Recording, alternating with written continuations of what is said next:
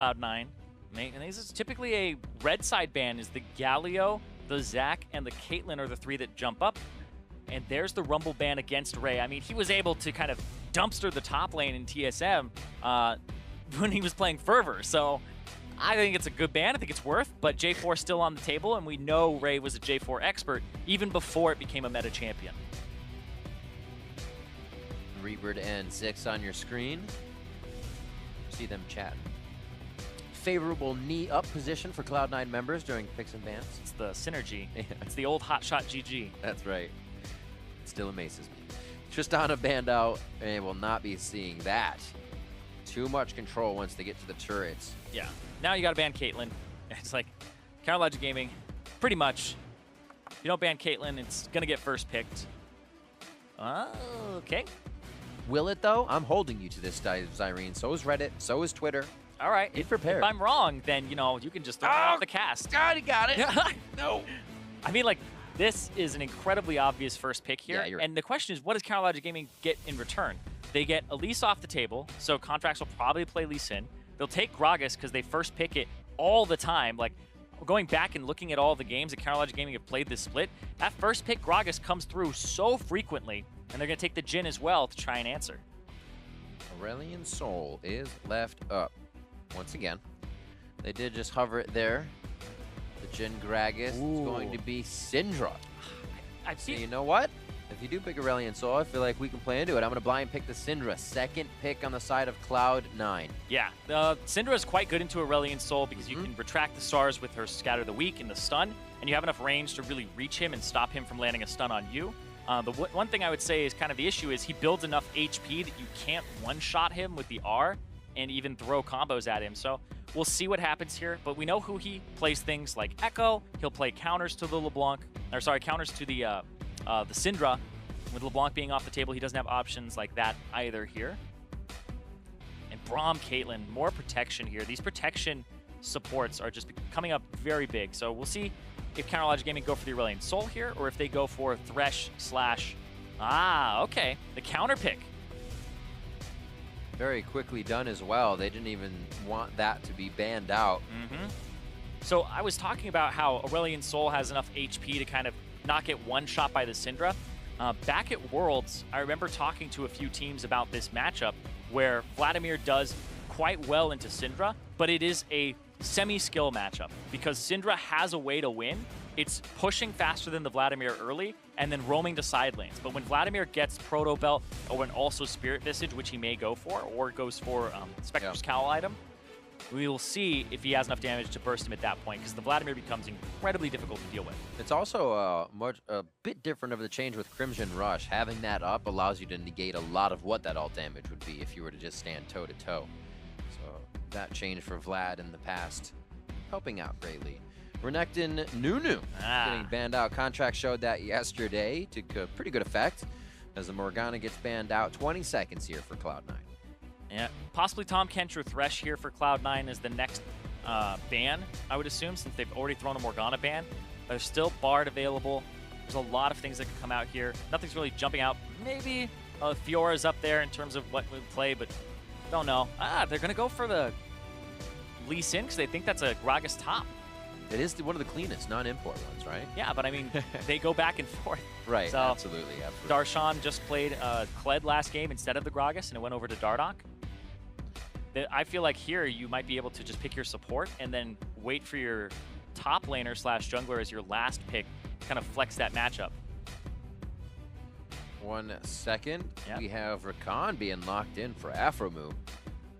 Yeah, I really like Rakan for Aphromoo. It's not paired with a Xayah here, though. It's paired with the Jhin, so they have engage power, but it's not as long of a range as you would typically have with the Rakan. Also, Rakan plus Kalista is a good combo that people haven't been utilizing too much in the LCS. Throw him in, and then you can go basically a full screen of engage away at that point. Ray Jarvan seems like a no-brainer. Yeah, might have expected this one down the line. He does lock it in. And CLG obviously knew that as well, just as much as anybody else did. They're saying, you prepared to fight a Jarvan top? Let's see what we're going to be able to put it against. Smoothie now finalizing the ban. What will actually come in here? The jungle or the top laner? We've seen a few Jarvans leak into the jungle, obviously. but it might be that Kha'Zix pickup. Yeah, I assume it's a Jarvan top for Ray. It's his most played champion right now. Right. Has played it 4 times, I believe, so far in the NALCS split. Locking the bug. Kha'Zix for contracts to start things off. This and his Grave spring split were huge, but that is even bigger. The tried and true Zion Spartan coming out to play. Jax back to the top lane for Counter Logic Gaming. And Darshan's going to swap that one with Rakan in a second. That's a really interesting matchup here because Jarvan doesn't rely too much on the auto attacks, but you will be outscaled by the Jax very quickly. And this is going to be super interesting. I like it. I haven't heard this sound in a long time. Yeah, this is the first Jax that we've seen this split. Fiora's a pretty decent counter into the Jarvan, but he's saying, all right, I want to be able to team fight as well. And now they have something that'll build a bit tanky. We've been seeing some Titanic Hydra builds from Jax lately in solo queue. We'll see what happens here with Darshan / Zion Spartan with the throwback there. He struggled on split push so far this split, but that was a good game from him last game. We'll see if they've given him some attention top lane. This has the ability to be some pretty disgusting initiations. If you get Jax to go in with Counter-Strike and Rakan's on that jump, you're just getting knocked up, stunned up. But those are two relatively squishy champions. They're going to have to find the right engages. Again, though, if CLG get ahead, this is a team that can continuously push that pressure and repeat those engages. Cloud9's side looking to have a lot of pick potential power. Contracts might be working a little bit with Ray towards the top side here to shut down what Darshan's brought to the table, and a very safe lane for Sneaky and Smoothie on the bot side. Yep, C9, decent amount of siege, good pick potential as well, but also the team fight for both teams, pretty good. Yeah. I'm ready. I'm ready, they're ready, the crowd is ready, everybody at home is ready, and we're into game 2 for Counter Logic Gaming versus Cloud9. The rift is set, and now we hear the pitter-patter of their feet. Or their speeder bikes. Speeder bikes, yeah, that's right. I love that. That is so cool. And checking the starts really quickly. All right, so Stixxay going with the Doran Shield here. It was the Doran's Blade start for Sneaky last game on Jhin. Oh. So changing it up a little bit to survive the laning phase here. Did have a good laning phase last game. And Darshan in the top lane. This is where my eyes are. My eyes are on this top lane. They subbed in Ray to try and deal with Darshan because Impact wasn't dealing with the pressure well. We'll see if the substitution works out for him. But even yesterday, Ray didn't have that great of a game on J4, but it was really the pressure that he got from contracts, the attention, and then he was able to turn it around later on. The thing that, I was originally a hater of this J4 top lane. And I was an OG J4 player in season 2, 3, but I wasn't convinced. Talk to me. Played it a little bit. It's pretty ridiculous because of the reliability of the J4 pick. You can EQ through a lot of roots, like Jhin hitting a root on you. You can R onto the carries, and if they have any squishy members, you're always going to get on them. You're always going to get on the Jhin. You're always going to get on a Twitch. You're always going to get on a Syndra. It's very hard to peel the J4, who starts the fight for your team. And as a top laner, he actually does a large amount of damage with Titanic Hydra and having a Black Cleaver behind it too. So I've become more convinced over time by this J4 pick in the top lane, especially since his Q can clear caster minions in one hit if he's slightly ahead of the curve. So Counter-Strike and W start, coming from Ray and Darshan as we start off this top side. And we'll have to see how he actually decides to play it. If it comes to be the Cataclysms drag out so Darshan's kind of stuck in a wave, or if he's going all in on Darshan, because that Counter-Strike could really play it in favor of Darshan once he starts getting attack speed in. Wants to get the hit off, there you go. Yeah, and the trading is very good. That's why you start W is you just trade, and then you wait for your Grasp of the Undying, and you hit back. Your Martial Cadence will do a large percentage of the enemy's HP, your passive, and then you just go back. And you want those one-hit trades. That's really what you want as Jarvan is single-hit trades. Grasp of the Undying's up, hit them with Martial Cadence, and then back off. And poke them with Q a whole bunch. Yeah, Q auto if you can. Why not? There's the auto, there's the stun, the hit. Wants to hit him back, says slow down, and then wins the trade on the back end. We'll see. It's once the leap comes in, or I'm sorry, the empowered strike comes in. If Ray can start playing around that, then he has that back and forth in his favor. Yeah, and you think about Jax, not supposed to have pressure top. Hold on, though. Dardoch just smited, so he has to kill this before the smite. When the contracts come through, he got it. Bad news bears for Dardoch. Gets the heal on from the passive. Darshan's going to start heading down a little bit. Try to separate themselves, and he does split down into the Baron pit. Contracts makes it out. Smooth criminal. Yeah, that was actually some nerves of steel from Dardoch because he didn't flash there. Contracts is the one who flashed. And tried to avoid and actually ended up on the other side of the blast cone. Ray with some good trading back and forth, but like we said, the fact that the Jax is winning the matchup early is not a good sign for C9, because sure, the Jarvan is winning some of these trades back and forth, but Jax isn't supposed to win the early game. Half a move, gets back with the dance, not even really the safety there as he tries to separate Stixxay from the rest of the team. And all the lanes getting a little volatile here in the beginning. A pressure from Dardoch to the top side. This also has a bit of retreat for Darshan as he farms forward. He can always jump back to his caster line and kind of fake out Ray if they were to make that flag and drag play. He canceled it back, so they're looking for it. There's Body Slam Flash still available. Oh, the check. Wow. Incredibly smart play from Ray. That was a change in play from Darshan as well. He was never hovering his caster minions like that on the right side. He had always been up front on the melees. Yeah, he's like, why is he not trading with me again? Exactly. But actually risky from Ray, because as soon as he throws out the EQ there, if the Body Slam Flash comes, he doesn't have the EQ escape, and he'd have to blow his own flash. So Darshan just wasn't in position yet. Yeah, it's good job you caught them off guard as they were about to smother you. Stixxay, a little bit of damage back, but you can see Sneaky and Smoothie feeling real good to stand on the front side of this minion wave here. It'll all be picked up by Stixxay, but they're trying to force a bit of pressure with this Braum Caitlyn. Yep. Trade back and forth happening where they both went back and picked up a Doran's Blade. Refillable potion though for Ray. We'll see if he turns that into a corrupting potion. Ooh. Oh, looking for the Crimson Rush. Heal himself a little bit. Might actually get a kill here. Oh. He did get in range. That's the thing with Jax, is he has a lot of follow-up power as well. That there's leap power, there's the empowered strike, and then his strikes start getting a little bit quicker. So you have to be very careful. Jarvan's like, hey, I hit you, and now we're gonna battle it out. Jax still provides a bit of damage. Yeah, and because the Jax has been winning the matchup early and shoving in the Jarvan, the Jax definitely has a lot of pressure here. Yeah. He's maxing the Empower first. Is standard on Jax. Sometimes you'll max the Q if you're in range matchups and need to leap a whole bunch, but the Empowered Strike for those quick trades. Because you know Jarvan wants the quick trade, why not have one that's even better for yourself? For sure. Great pressure under the turret, a little bit more towards the top side as well. It has been more, Darshan takes a turret shot, but he's still in a safe position. Ray with the Spidey sense. He actually sees Dardoch there, I believe, for a second. Saw him on the ward top. Ray's getting pressured off the wave. This happened yesterday as well, where Ray got pressured off his top wave. He was 2 levels down in his matchup because of it. Just putting attention top lane, where it seems like CLG are leaving, Cloud9 are leaving Ray out to dry a little bit more. It's a good strategy. I mean, it's one and the other. While you want neither, is the guy getting ganked in the top lane and dying, or is he backing off in the top lane and losing pressure, right? That's kind of what we've seen from both games here, from game 1 to game 2. Yeah, look at that. 3.5% top lane proximity from contracts in game 1. Yeah. And he just hung around mid. It's like this Aurelion Soul, a little ridiculous, whereas Dardoch went to the top side and gave Darshan a lot of resources. And it camped Impact a whole bunch, and now it looks like they're doing the same moves on Ray. I like this from Darshan, just picking up the Krugs while he can. His wave is already shoving in, so it'll slow push back towards him. And he has time to pick up all that gold. So yeah.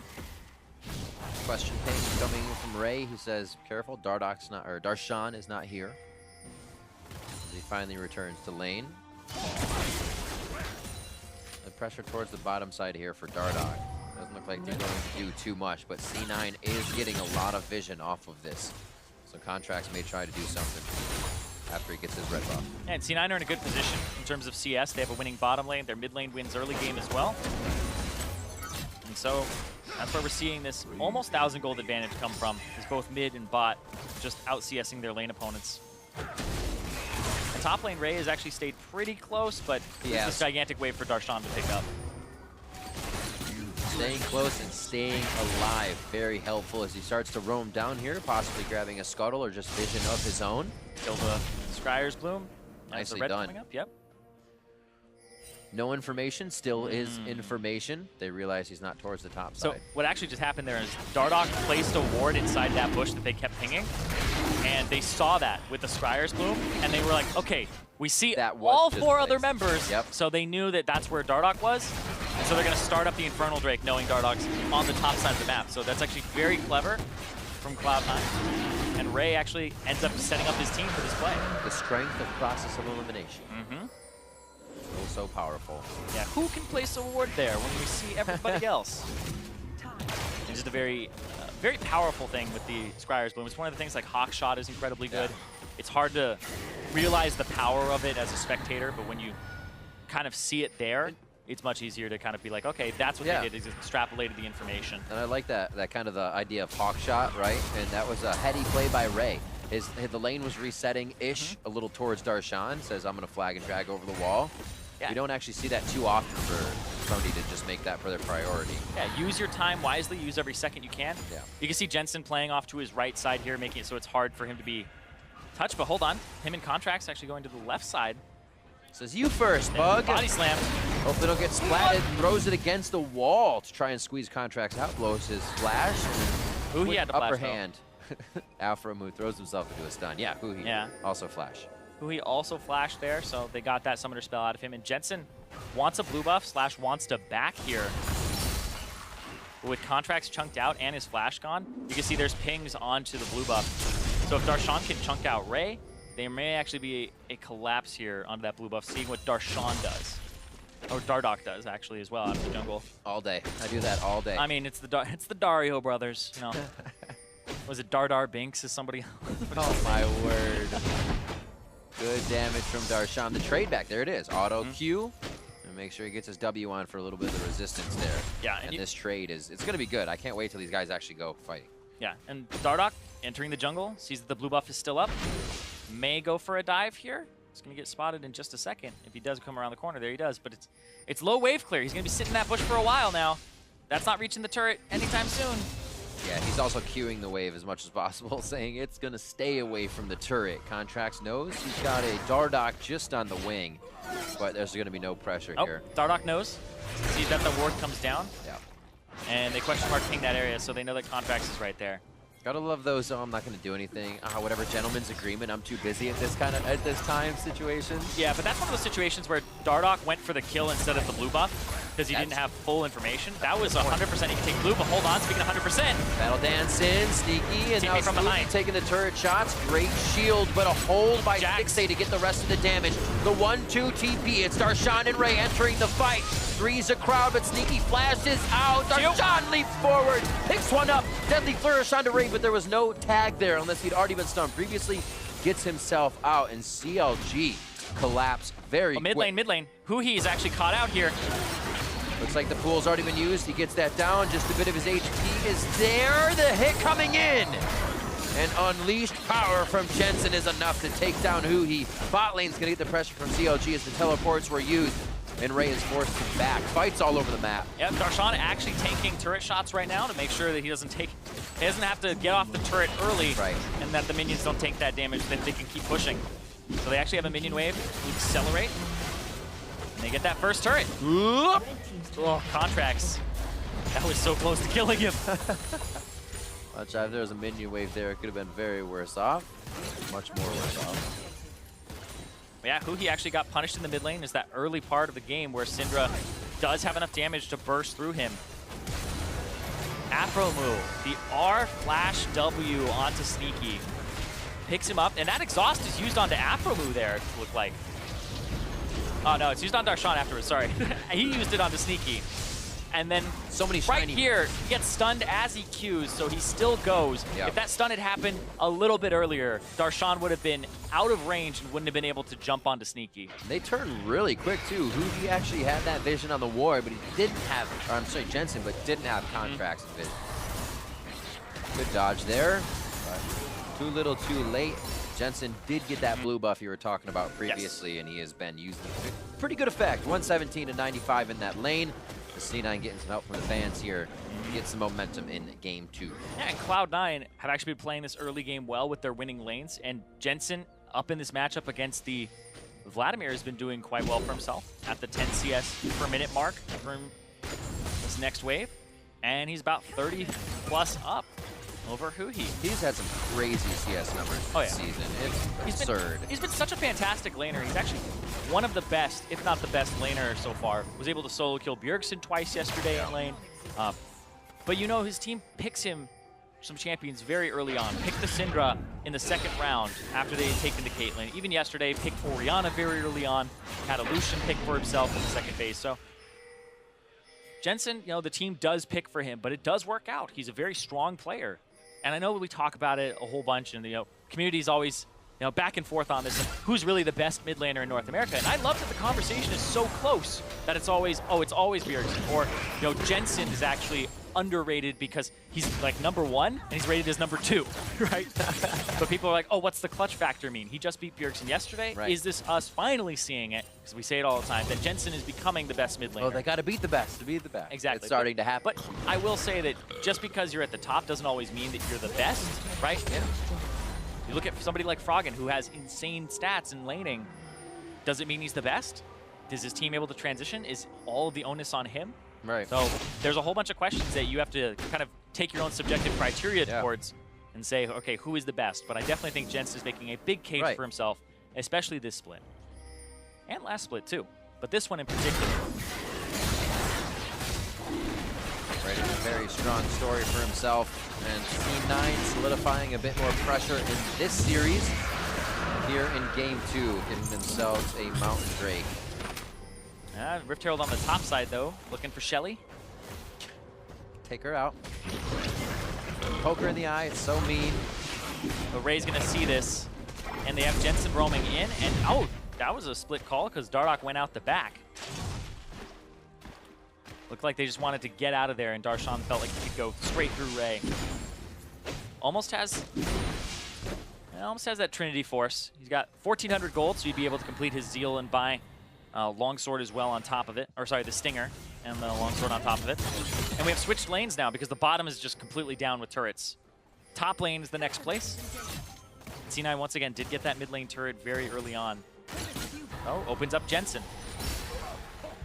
See how much Darshan can be a nuisance on this Jax pick now in the side lane. They had the Tristana on CLG destroy turrets last time, and Kled, Darshan was still doing that split push, but now even more so he can put pressure down. Look at that. CSD at 15 minutes, 38 plus 32 this game. So Jensen showing that his matchups and superiority in this lane.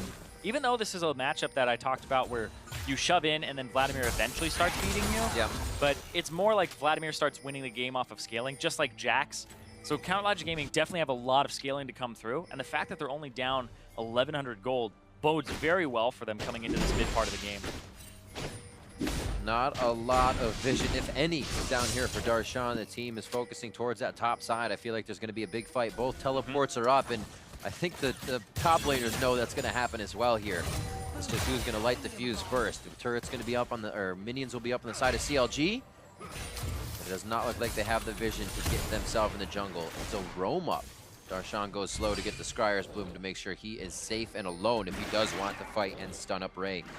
Both of those guys can stop out the teleports if they do it too close. Yep, look at this though. Pinching towards mid, so Darshan doesn't have to use his teleport to get there. Aphromoo has flash, and he also has the quickness, so we may see a flash quickness from him onto somebody. Get in position for some minions. Oh, how about no? Walk around. This way is off limits. So easy though for Sneaky to just lay those down. Getting a little more map control. As now with focus towards the top side, Stixay can open up with Curtain Call. They have to realize how much range is in this CLG competition. Jensen being pushed off a mid. Focus from the Rift Herald is taken off. Shelly once again left Ray alone. might start this anyway though. Shelly's joining the party anyways.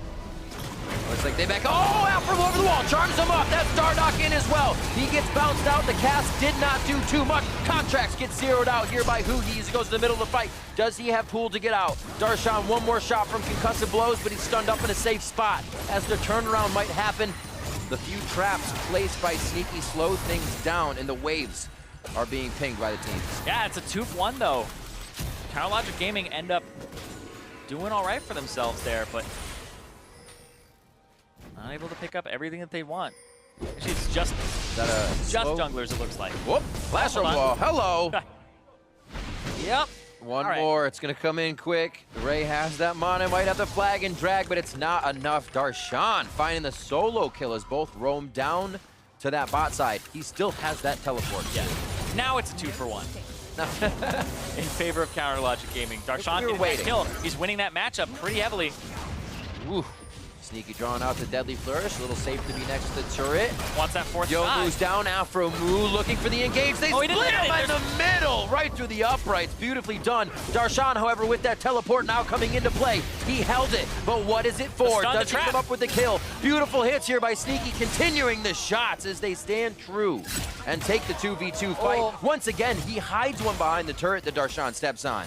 Yep. And they are forced to leave. Teleport now down, and it actually wasn't used for much, this turret pressure for C9. Yeah, and this is big. Sneaky's going to have a great Caitlyn performance here. That first pick for him, wow, really paying off as they continue to pressure these turrets. And now they have all 3 outers. Beautifully controlled in a little bit of chaos by Cloud9 on the top side. 50 seconds on Baron. We got a minute and a half on Dragons. They got to do Rift Herald now if they are going to do it. Right. Clearing out that burn it now ward on the backside. And this right here, Afromo went over the wall with Flash, and then goes, wait a second. Goes back in with a quickness W as Jin sets up. They body slam as well for another stun, and then they get the kill on Dardoch, but it's traded back as Contracts goes down from Huhi. So both junglers dropped there. And that was the 1-for-1 that eventually had a solo kill happen between Darshan and Ray. And it's happening again where Ray not really having the best laning phase at all. Getting kind of pummeled by Darshan. So the split push is online for CLG. Trinity Force up for him as well. And we're seeing if the Zions... It's so weird because Darshan became such a good team player. Like he was giving up CS. They were picking the Gragas to put it top lane. And I remember back in the days when it was like Coast, GGU, Dignitas for Darshan, where he was Zion Spartan and it was just all about split pushing. The guy knows that style, but it just hadn't really been in his wheelhouse lately on the CLG team. And now we're seeing him on this. You think the fact that when's the last time you kind of went up against the Jax that just wanted to continuously eat your face? Darshan's back on no training wheels here. He remembers how to ride this bike, and he is going full bore on this Jax. C9's going to pressure the top side. Ray says there's not much I can do here. He'll grab that turret. We'll get an eventual They see it now. It's 4,000. Baron. Isolation damage from Kha'Zix. Oh, they pulled him off. We'll see if they can do it now. Goes down. There's going to be a resulting Ray in the here. back line. Huhi trying to hold it. Concussive blows. One more shot. Knockout. Oh, he went down too early. Comes out of the pool. And C9 knows the timing.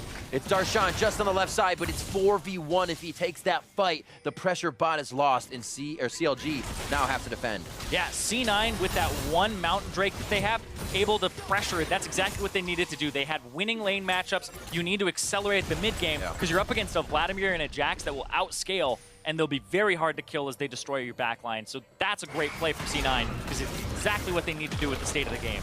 There's the call. You can see the ping on the inhibitor turret. We're giving up this second tier. It's too dangerous.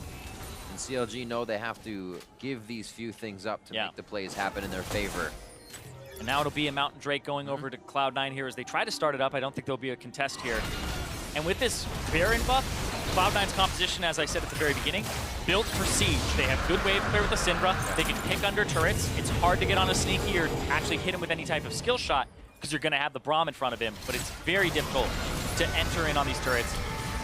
Yep, that got really low, 200, and then the interrupt there onto Stixay on the back line, and then Ray throws down the Cataclysm onto Huhi, even though he was going to get locked up there. But good from him to actually stop the Proto Belt from putting the Vladimir in a different position. Pink wards everywhere in the inventories of CLG. A lot of these being placed defensively, though, and they're looking to refresh and move them up slowly. See the damage from that last fight. Imagine if Darshan hadn't tried to teleport through that top side. It's all what ifs, right? But earlier, you're talking about the play that he had that be the teleport instead of walking up where he has 0 damage. Unfortunate situations, but that's what C9's doing. They're trying to spread CLG thin when they do have those advantages. Yeah, Darshan was split pushing without teleport, and Ray abandoned the defense to go and walk in. Like you said, the teleport that was used to not get anything for Darshan ended up giving over the Baron to C9, so they were able to punish it appropriately. And now they get to go into these siege positions. We'll see Sneaky, who now has max traps, so he has all those, all 5 of them. And on that super short cooldown as well, that takes 10 seconds to recharge the traps. You can lay him right across the lane, so the engage as well from Darshan could be quite difficult when he does join the team. Right now, they're obviously solo laning on that top side. And it's not too bad for him to get the Baron minions. He can clear them out rather quickly. It's not a huge problem. Yeah, it's hard to really contest them against the Jax, who's still beating the Jarvan in this matchup. Right. But in the other lanes, it's hard because their wave clear is pretty low. It's really Huhi who has to use his his E, his Tides of Blood. And they're just going to siege these down. So yeah, just the composition really built for sieging here for Cloud9. And once they have this advantage, it's quite good for them. And you think about Dardoch, who wants to barrel in and like explosive cask, sneaky into the team, right? You want to get the Caitlyn into your team. Well, he has multiple ways to get away, and if Smoothie's fast enough, he can just put up the wall, the Unbreakable, and stop the barrel in front of him so it doesn't hit his back line.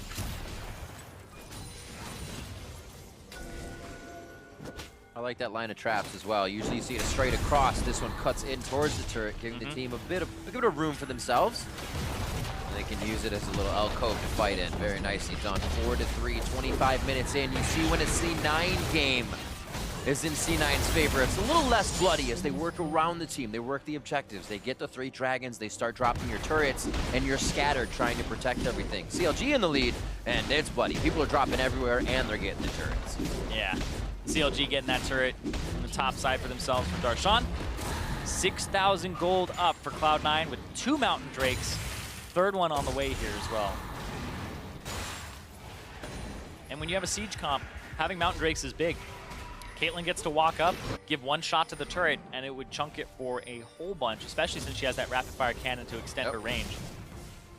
Energizer build online. She's up about 2,000 gold too. Same with Jensen in the mid lane. So Sneaky and Jensen today having pretty good performances for themselves. Sneaky not so much in the first game, but Jensen's been really, really consistent. CS advantages regardless of the matchup. No. All this extra gold as well, obviously meaning more items for Smoothie. Locket's finished for the team, more protection for the rest of everyone. Focus here for CLG towards the top side as Darshan is pushing bottom. They're trying to say we need our vision back, but it's only lasting so long. C9 lives over on this side of the jungle now. And there's some interesting things happening here in terms of the builds for these top laners.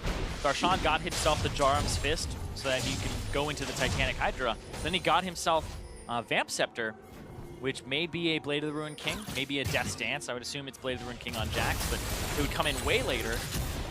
And then you look at Ray, who's got part of the Titanic Hydra. But hold on, looking for, oh my god, he got him! Absolutely What the? Exploded. That Sneaky down immediately. Dardoch coming out of the woodwork. The big man moving fast. Ray gets hit. Dardoch coming in and going out of that fight quick. Huhi's already down on this one as well. Darshan and the team have to retreat. Contracts played big on the backside there to get down Huhi. Flash and Ignite is down when he even does come back up, and CLG's pushing top. Or C9, sorry. There's just some gigantic CS leads for C9, and their carries are very far ahead. Jensen's 2 levels up, level up for Sneaky, and then Contract's also up, and was able to solo out Huhi here. That was a solo kill on the back line. Wow.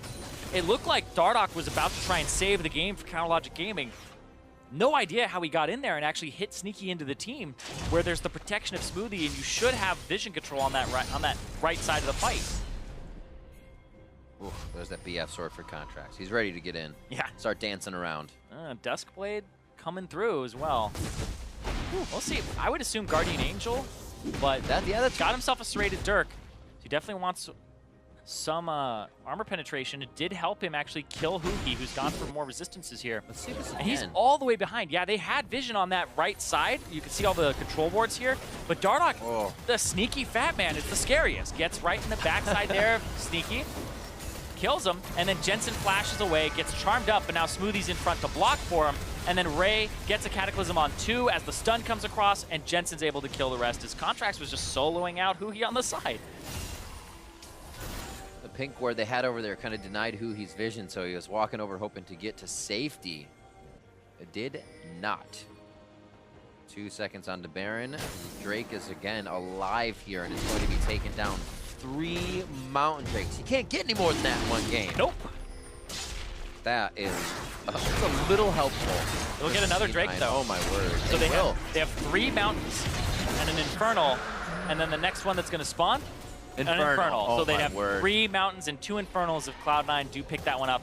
And right now, they're looking at Baron. They're going to do so much damage to it with that Mountain Drake. The extra 30% true damage, these helps so much. They're almost final form. Yeah, right now. This is close. Yeah, CLG, though, are a little panicked. You can see Darshan in mid not clearing the bottom wave because he doesn't have TP. So Cloud9 are kind of in that almost checkmate position. Not much you can do with this much power for C9. CLG has to get the right fight. And you think of how much went into even getting themselves to where Dardoch was last fight. He was hovering around 3 pink wards. How do you even get there? Now they have to go face to face on an engage. Yeah, and it's going to be even tougher. And they're losing a bit of their base there. The damage that's going to happen to that bottom turret on the Nexus is about to actually drop here. Need just a few more super minion hits and it'll go down. And there it goes. Yeah, so they're losing their base to minions. They don't have teleport to answer. If somebody goes there, 100% C9 start up the Baron and take it. And they take it so quickly. Peacemaker protocol. Yep, you can see. I heard inhibitors respawning soon, so CLG don't have to actually hang around this forever. Look at that though, Ray. A little trouble, may get popped up here. A quick step aside by Afro, who gets himself into danger. Actually jumps in with his battle dance back. Trying to get the heal, but he steps on the old trap and gets himself taken down. Oh, Huhi just got spotted there too. He's gonna try to go into the pit. I mean, it worked out for him last time, but he's gotta walk through Smoothie. And they open up. Calls down, Baron goes over to Contracts. Darshan looking for Sneaky on the backside. He kites that down. Burnett gets himself into a great spot, and the team is the meat shield. Sneaky stays alive, and Cloud9 pick up Baron. Ray's gonna TP to the bottom side, go for that inhibitor. And there's only 2 members left to CLG. And Afro coming up in 5 seconds. C9, they're trying to force that game 3. I think it is going to be a forced game 3 here. We said Counterlogic Gaming, 6 of their 8 already going to 3 here. So they know how to play the long haul, but C9 making a very good case for themselves, coming out strong in game 2, shaking off CLG's fast game 1, and bringing it right back to him. 30 minutes, the Nexus is open, but the fight is there as Counterlogic Gaming go for broke, and that means Afro moves down. Dardoch's Nexus sticks, they heads for the Fountain for Solace, and safety, and Dardoch says, walk this way. And they only have to go so far. Nexus in the eyes of C9, and we are going to a game 3. Yeah, 31 minutes here. Very fast game for them. C9 tie up the series. That was multiple carry performances from across the board. Real for methodical. Cloud9. We saw C9 have a really good mid lane, just dominating there. Jensen over Huhi in terms of the CS, the early game pressure. Sneaky also with the Caitlyn. You have to think about that pick ban. Is the Elise really that much more threatening than the Caitlyn, which is so hard to get on? No. It's got to be something you consider. For me. I know. I agree. I agree. I feel like the Elise is a little bit out of sorts there in terms of, you know, they still pick the Kazakhs anyway. And I feel like that's something that they could pick Kazakhs, they could pick Lee Sin. There's all these different champions. You could ban them out. And the difference between the Elise versus the Kazakhs and the effect that Contracts had is not even close to what the difference was there with the Caitlyn versus what he probably would have been on a Jhin at that point, which is much easier to catch. We're also seeing a trend in how things are going here for C9 with top lane not being left out to dry. And you could say that case, but it seems like they know that. Ray this time playing much more absorb pressure instead of like take the pressure and go with it. Just falling back, letting it go. And we saw that jungle proximity for mid lane towards Jensen. Him and Contracts are just on the ball together all the time. Yeah, they're constantly trying to get Jensen an advantage, and it does pay off for them. Jensen had a fantastic performance, 2-0-5, whereas Contracts 5-1-2, the inverse score with the death to his name, though. And this is honestly a really good series so far. We saw a really early CLG victory for themselves by having great level 1s. This was a pick strategy that happened very early on where they were able to pick themselves the Syndra, and then they were kind of countering with the Vladimir, and it didn't really work out. And so I really like the fact that C9 picked winning lanes, except for that top lane, which did get a little bit destroyed early on. Right. But Ray, I've been constantly impressed by in the last few weeks where he has losing matchups or he has been losing a lot of his pressure by getting ganked. Yeah. And then he's able to come out big in the team fights. Ray, 0, 1, and 8. So he only missed out on 3 kills in that game. He finds was ways on his back foot the whole time. He finds ways to get himself in trouble, but also draws the other team's attention. We see replay 30 minutes in C9 with getting kills around Baron. And Ray getting himself in trouble again, but what happens after this? Yeah, the team comes up big. Ray's mechanics are just crazy, and then he's able to dunk back in, EQs through, doesn't even like try to burst Afromu down, and goes after Stixay there instead to try and get his flash, and then they're able to start this up, and who he wants to get in, they try to keep him out. Smoothie misses the Q, curtain call opens up, the Smite comes down, and then they exhaust onto Huhi before he pulls his big, as Sneaky flashes to the other side. That was really well played there from Sneaky, and also Smoothie with the Braum ultimate to make sure that nobody gets past. Braum out, lock it, making sure Sneaky keeps his HP up, and you can see kind of up to the right. A little dip there. A little dip where they tried to take out Alone, but it's all right. They had the gold all in their favor for C9 this time around. And it was a bit different in the way they came and transitioned into mid-game, not having to worry too much about the power top lane was going to bring in general. There was still quite a bit there coming from the Jarvan, and I feel like the same thing kind of happens when they play with Ray most of the time, that he will continuously go in on those fights that sometimes ping a good win. Yeah, and Ray really didn't give anything over to Darshan in that early parts of the game. He was trading very heavily with him, blew his TP, and then got pushed out because of the pressure from Dardoch. But this Jax never got online. This Jax never got to the point. He finally completed 2 items, and the second one was Frozen Mallet. So they ended the game very quickly, and that's what I liked from C9, was they knew they had an advantage with their CS on both Caitlyn and on Jensen, and then they were able to start up the Baron with their 1 Mountain Drake and close a lot of the windows there and make sure that there's a ton of pressure on CLG for the rest of the game. And they controlled that mid part of the game, which their composition should. Oh, we'll see who can get it going into Game 3. Cloud9 and Counterlogic Gaming are going to that Game 3. Meet us back here in just a few to see which team comes out on top.